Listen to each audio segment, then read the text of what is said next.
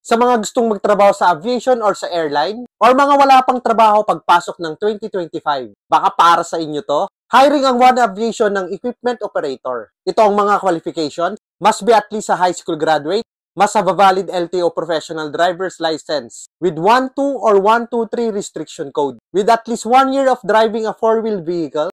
Experience in driving and operating equipment is an advantage, preferably with an updated NBI clearance that is valid within 1 year. Ito ang mga requirement: updated resume, valid NBI clearance, valid police clearance, barangay clearance, PSA birth certificate, LTO professional driver's license. Sa Manila ang hiring. Ito ang address ng One Aviation. Pwede kayong pumunta Monday to Friday, 8 a.m. to 2 p.m. At kung ayaw nyo namang pumunta, pwede kayong mag-apply dito. Scan nyo lang yung QR code. And sa lahat ng mag-a-apply, good luck sa inyong lahat. Disclaimer, hindi ako part ng company. So pag may mga tanong kayo, itanong nyo ang